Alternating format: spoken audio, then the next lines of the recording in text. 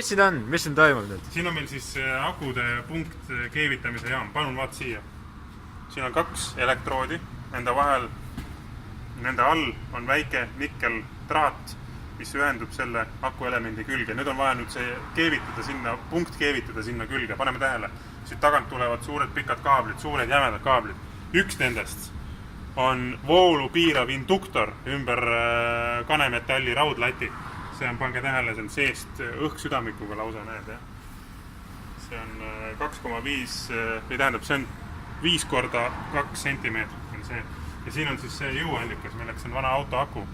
Nüüd teeme kiire kontakti ja siis see peab olema lühike impulss, aga piisavalt soojust, mis joodab selle asja siin kokku. Nii. Ja põhimõtteliselt sellest peaks nüüd piisama siia. Ja kui see ei piisanud, siis me teeme järgmine kord targemini ja paremini. Jah. Aga teeme ühe katse veel, ma arvan, et ma tean, milles oli asi.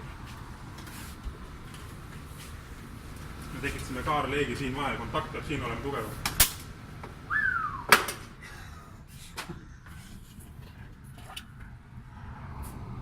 Palju sai, jah? Natuke sai. Praegu sai palju, jah. Aga põhimõtteliselt näed, keevitas külge küll.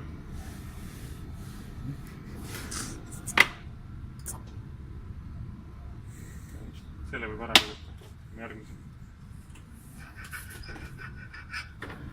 Kui harjuta, siis